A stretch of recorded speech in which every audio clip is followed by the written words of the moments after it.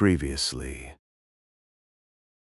There was such anguish in the gush of grief that accompanied this raving that my compassion made me overlook its folly, and I drew off, half angry to have listened at all, and vexed at having related my ridiculous nightmare. What vain weathercocks we are! I who had determined to hold myself independent of all social intercourse, and thanked my stars that at length I had lighted on a spot where it was next to impracticable. I, weak wretch, after maintaining till dusk a struggle with low spirits and solitude, was finally compelled to strike my colors, and under pretense of gaining information concerning the necessities of my establishment, I desired Mrs. Dean, when she brought in supper, to sit down while I ate it, hoping sincerely she would prove a regular gossip, and either rouse me to animation or lull me to sleep by her talk. "You have lived here a considerable time," I commenced. "Did you not say 16 years?" "18, sir. I came when the mistress was married, to wait on her. After she died, the master retained me for his housekeeper." "Indeed." There ensued a pause. She was not a gossip, I feared. Unless about her own affairs, and those could hardly interest me.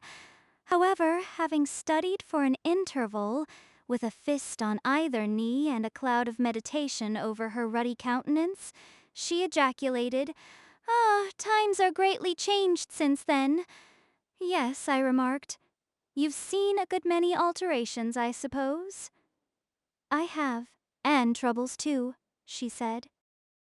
Oh, I'll turn the talk on my landlord's family, I thought to myself. A good subject to start. And that pretty girl widow, I should like to know her history, whether she be a native of the country, or, as is more probable, an exotic that the surly indigene will not recognize for kin. With this intention I asked Mrs. Dean why Heathcliff let Thrushcross Grange, and preferred living in a situation and residence so much inferior. "Is he not rich enough to keep the estate in good order?" I inquired. "Rich, sir," she returned. "He has nobody knows what money, and every year it increases. Yes, he's rich enough to live in a finer house than this, but he's very near, close-handed, and if he had meant to flit to Thrushcross Grange, as soon as he heard of a good tenant he could not have borne to miss the chance of getting a few hundreds more. It is strange people should be so greedy when they are alone in the world. He had a son, it seems? Yes, he had one. He is dead. And that young lady, Mrs. Heathcliff, is his widow? Yes. Where did she come from originally? Why, sir, she is my late master's daughter. Catherine Linton was her maiden name. I nursed her. Poor thing. I did wish Mr. Heathcliff would remove here, and then we might have been together again." "What? Catherine Linton?" I exclaimed, astonished, but a minute's reflection convinced me it was not my ghostly Catherine. "Then," I continued, "my predecessor's name was Linton. It was—" "And who is that Earnshaw? Hareton Earnshaw? Who lives with Mr. Heathcliff? Are they relations?" "No. He is the late Mrs. Linton's nephew." "The young lady's cousin, then?" "Yes, and her husband was her cousin also, one on the mother's, the other on the father's side. Heathcliff married Mr. Linton's sister. I see the house at Wuthering Heights has Earnshaw carved over the front door. Are they an old family?" "Very old, sir, and Hareton is the last of them, as our Miss Cathy is of us, I mean, of the Lintons. Have you been to Wuthering Heights?" "I beg pardon for asking, but I should like to hear how she is." "Mrs. Heathcliff. She looked very well and very handsome, yet, I think, not very happy." "Oh dear, I don't wonder. And how did you like the master?" "A rough fellow, rather, Mrs. Dean. Is not that his character? Rough as a saw edge, and hard as whinstone, the less you meddle with him, the better. He must have had some ups and downs in life to make him such a churl. Do you know anything of his history? It's a cuckoo's, sir. I know all about it. Except where he was born and who were his parents, and how he got his money at first. And Hareton has been cast out like an unfledged dunna. The unfortunate lad is the only one in all this parish that does not guess how he has been cheated. Well, Mrs. Dean, it will be a charitable deed to tell me something of my neighbors. I feel I shall not rest if I go to bed, so be good enough to sit and chat and hoe. Oh, certainly, sir. I'll just fetch a little sewing and then I'll sit as long as you please. But you've caught cold. I saw you shivering, and you must have some gruel to drive it out. The worthy woman bustled off, and I crouched nearer the fire. My head felt hot, and the rest of me chill. Moreover, I was excited, almost to a pitch of foolishness, through my nerves and brain. This caused me to feel not uncomfortable, but rather fearful, as I am still, of serious effects from the incidents of today and yesterday. She returned presently, bringing a smoking basin and a basket of work, and, having placed the former on the hob, drew in her seat, evidently pleased to find me so companionable. Before I came to live here, she commenced, waiting no farther invitation to her story. I was almost always at Wuthering Heights, because my mother had nursed Mr. Hindley Earnshaw, that was Hareton's father, and I got used to playing with the children. I ran errands too, and helped to make hay, and hung about the farm ready for anything that anybody would set me to. One fine summer morning, it was the beginning of harvest, I remember, Mr. Earnshaw, the old master, came downstairs, dressed for a journey, and after he had told Joseph what was to be done during the day, he turned to Hindley and Cathy and me, for I sat eating my porridge with them, and he said, speaking to his son, "Now, my bonny man, I'm going to Liverpool today. What shall I bring you? You may choose what you like, only let it be little, for I shall walk there and back, 60 miles each way. That is a long spell." Hindley named a fiddle, and then he asked Miss Cathy. She was hardly 6 years old, but she could ride any horse in the stable, and she chose a whip. He did not forget me, for he had a kind heart, though he was rather severe sometimes. He promised to bring me a pocketful of apples and pears, and then he kissed his children, said goodbye, and set off. It seemed a long while to us all, the 3 days of his absence, and often did little Cathy ask when he would be home. Mrs. Earnshaw expected him by supper time on the 3rd evening, and she put the meal off hour after hour. There were no signs of his coming, however, and at last the children got tired of running down to the gate to look. Then it grew dark. She would have had them to bed, but they begged sadly to be allowed to stay up, and just about 11 o'clock the door latch was raised quietly, and in stepped the master. He threw himself into a chair, laughing and groaning, and bid them all stand off, for he was nearly killed. He would not have such another walk for the 3 kingdoms. And at the end of it to be flighted to death, he said, opening his greatcoat, which he held bundled up in his arms. "See here, wife, I was never so beaten with anything in my life, but you must e'en take it as a gift of God, though it's as dark almost as if it came from the devil." We crowded round, and over Miss Cathy's head I had a peep at a dirty, ragged, black-haired child, big enough both to walk and talk. Indeed, its face looked older than Catherine's. Yet when it was set on its feet, it only stared round, and repeated over and over again some gibberish that nobody could understand. I was frightened, and Mrs. Earnshaw was ready to fling it out of doors. She did fly up, asking how he could fashion to bring that gypsy brat into the house, when they had their own bairns to feed and fend for, what he meant to do with it, and whether he were mad. The master tried to explain the matter, but he was really half dead with fatigue, and all that I could make out amongst her scolding was a tale of his seeing it starving and houseless, and as good as dumb in the streets of Liverpool, where he picked it up and inquired for its owner.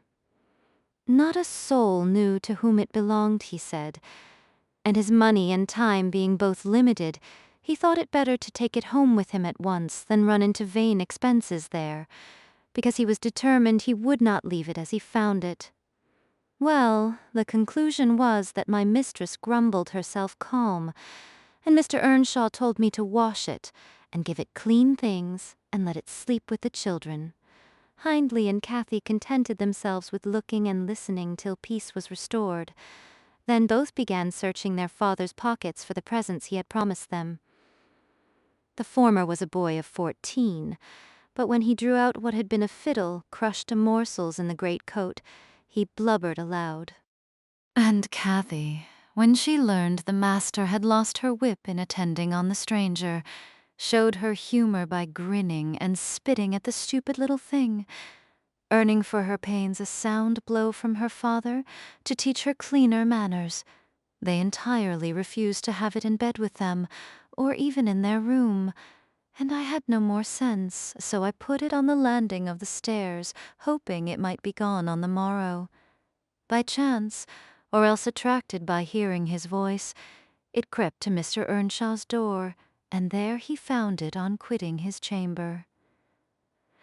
Inquiries were made as to how it got there. I was obliged to confess, and in recompense for my cowardice and inhumanity was sent out of the house. This was Heathcliff's first introduction to the family.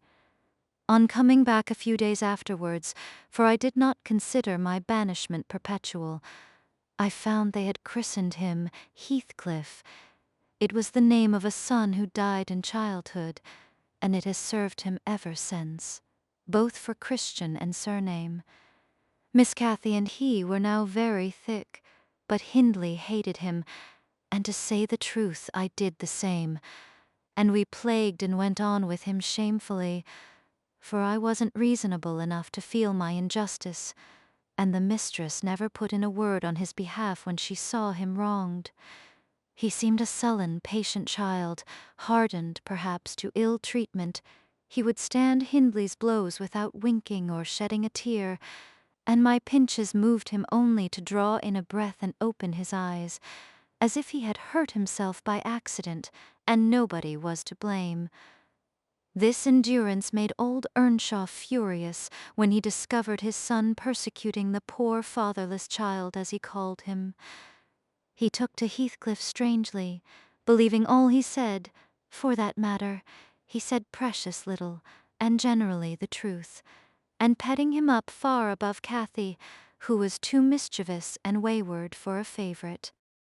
So, from the very beginning, he bred bad feeling in the house, and at Mrs. Earnshaw's death, which happened in less than 2 years after, the young master had learned to regard his father as an oppressor rather than a friend, and Heathcliff as a usurper of his parents' affections and his privileges, and he grew bitter with brooding over these injuries. I sympathized a while, but when the children fell ill of the measles, and I had to tend them and take on me the cares of a woman at once, I changed my idea. Heathcliff was dangerously sick, and while he lay at the worst he would have me constantly by his pillow. I suppose he felt I did a good deal for him, and he hadn't wit to guess that I was compelled to do it. However, I will say this, he was the quietest child that ever nurse watched over. The difference between him and the others forced me to be less partial. Cathy and her brother harassed me terribly. He was as uncomplaining as a lamb, though hardness, not gentleness, made him give little trouble. He got through, and the doctor affirmed it was in a great measure owing to me, and praised me for my care. I was vain of his commendations, and softened towards the being by whose means I earned them, and thus Hindley lost his last ally. Still I couldn't dote on Heathcliff, and I wondered often what my master saw to admire so much in the sullen boy, who never, to my recollection, repaid his indulgence by any sign of gratitude. He was not insolent to his benefactor, he was simply insensible, though knowing perfectly the hold he had on his heart, and conscious he had only to speak, and all the house would be obliged to bend to his wishes. As an instance, I remember Mr. Earnshaw once bought a couple of colts at the parish fair, and gave the lads each one. Heathcliff took the handsomest, but it soon fell lame, and when he discovered it, he said to Hindley, "You must exchange horses with me. I don't like mine, and if you won't, I shall tell your father of the 3 thrashings you've given me this week, and show him my arm, which is black to the shoulder." Hindley put out his tongue and cuffed him over the ears. "You'd better do it at once," he persisted, escaping to the porch. They were in the stable. "You will have to, and if I speak of these blows, you'll get them again with interest." "Off, dog!" cried Hindley, threatening him with an iron weight used for weighing potatoes and hay. "Throw it," he replied, standing still, "and then I'll tell how you boasted that you would turn me out of doors as soon as he died, and see whether he will not turn you out directly." Hindley threw it, hitting him on the breast, and down he fell but staggered up immediately, breathless and white, and, had not I prevented it, he would have gone just so to the master and got full revenge by letting his condition plead for him, intimating who had caused it. "Take my colt, Gipsy, then," said young Earnshaw, "and I pray that he may break your neck. Take him, and he damned you beggarly interloper, and wheedle my father out of all he has, only afterwards show him what you are, imp of Satan. And take that, I hope he'll kick out your brains." Heathcliff had gone to loose the beast and shift it to his own stall. He was passing behind it when Hindley finished his speech by knocking him under its feet, and without stopping to examine whether his hopes were fulfilled, ran away as fast as he could. I was surprised to witness how coolly the child gathered himself up and went on with his intention, exchanging saddles and all, and then sitting down on a bundle of hay to overcome the qualm which the violent blow occasioned before he entered the house. I persuaded him easily to let me lay the blame of his bruises on the horse. He minded little what tale was told since he had what he wanted.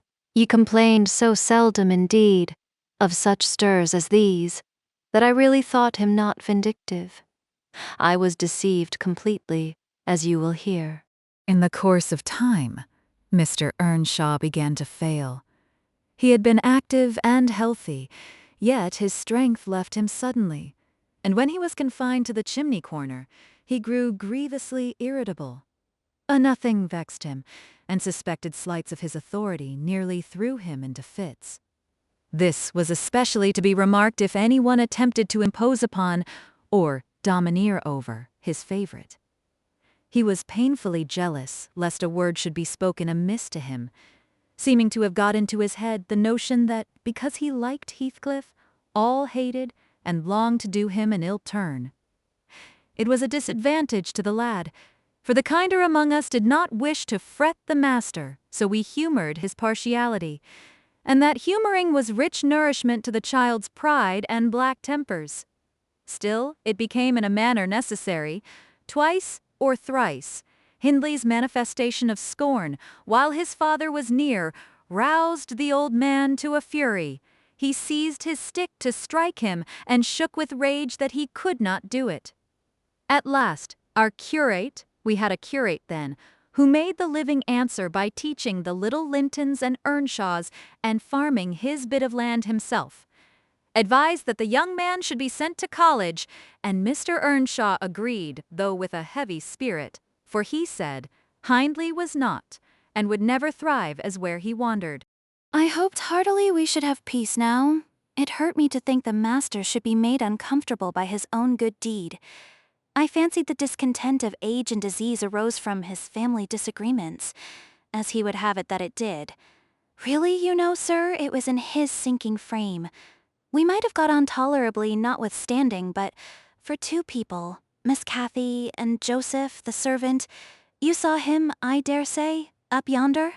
He was, and is yet most likely, the wearisomest self-righteous Pharisee that ever ransacked a Bible to rake the promises to himself and fling the curses to his neighbors.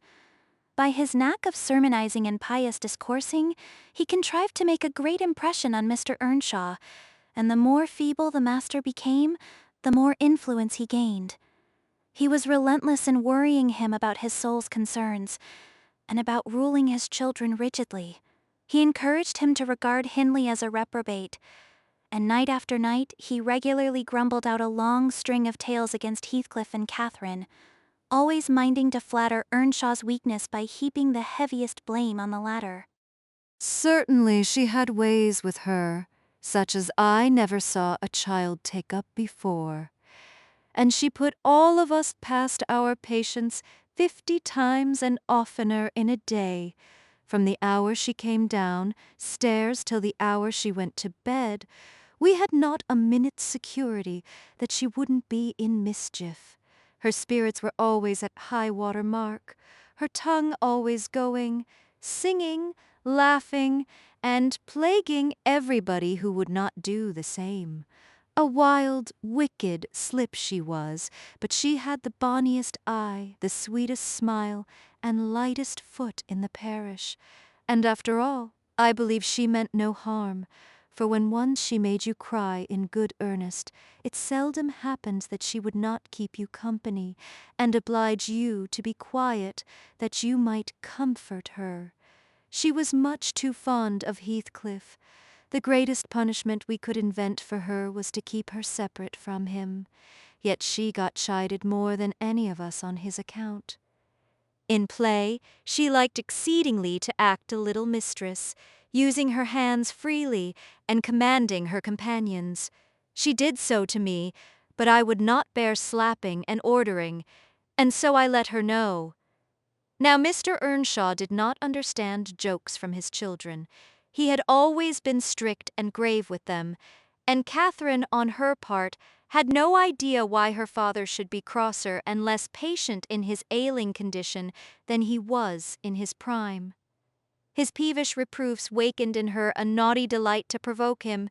She was never so happy as when we were all scolding her at once, and she defying us with her bold, saucy look and her ready words, turning Joseph's religious curses into ridicule, baiting me, and doing just what her father hated most, showing how her pretended insolence, which he thought real, had more power over Heathcliff than his kindness, how the boy would do her bidding in anything, and his only when it suited his own inclination.